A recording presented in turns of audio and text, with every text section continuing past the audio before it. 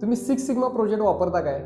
मागच्या भागात मी जे लीन बद्दल बोललो तेच सिक्स सिग्मा बद्दल सांगेन. सिक्स सिग्मा व्हॅरिएशन आणि डिफेक्ट्स कमी करण्यासाठी पॉवरफुल फ्रेमवर्क आहे. डिमाईक म्हणजे डिफाईन, मेजर, ॲनालाइज, इम्प्रूव्ह आणि कंट्रोल याने आपले डिफेक्ट्स कमी करतो आणि प्रोसेस व्हॅरिएशन कंट्रोलमध्ये ठेवतो. आणि CP सारखे प्रोसेस कॅपॅबिलिटी इंडेक्स वापरून क्वालिटी मोजतो आणि रूट कॉज ॲनालिसिस करून प्रॉब्लेम सोडवतो. पण तरी लोक म्हणतात आम्ही ट्राय करून बघितले, काही फायदा होताना दिसला नाही. हे वापरून आउटपुट काही वाढताना दिसला नाही. पण सगळीकडे सारखंच व्हॅरिएशन कमी करणे हे ध्येय नाही आहे. सिक्स सिग्माबद्दल पण तेच. पहिले कन्स्टंट शोधा. कन्स्टंटवर व्हेरिएशन केल्याचा फायदा इतर कुठल्याही ठिकाणापेक्षा 10 पट जास्त होतो. कसा?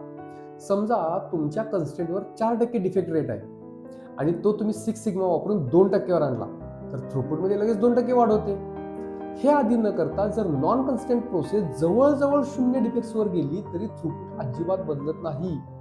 कन्स्टंटमुळे अजूनही मर्यादा आहेतच.